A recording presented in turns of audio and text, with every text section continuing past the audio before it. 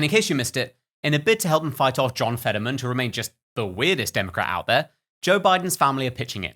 It now appears that law enforcement have verified the authenticity of a handwritten diary belonging to Ashley Biden, the president's youngest daughter, who wrote that she showered with her dad at a young age.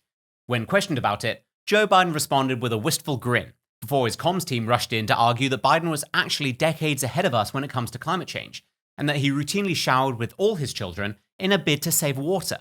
Apparently, the diary was found under a mattress in a rental home weeks after the president's daughter had stayed there.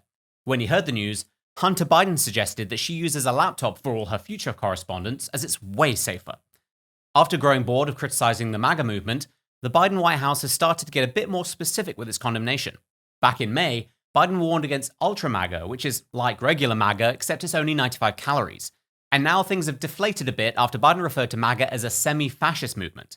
Trump immediately responded to this insult by pounding Viagra, telling anyone who would listen that there's nothing worse than a semi as you're closing in on your goal.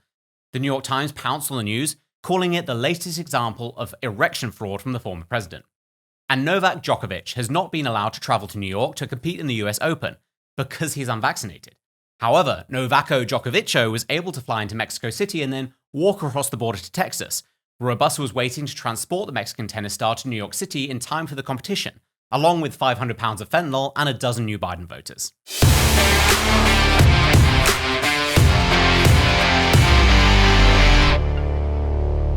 Thanks for watching.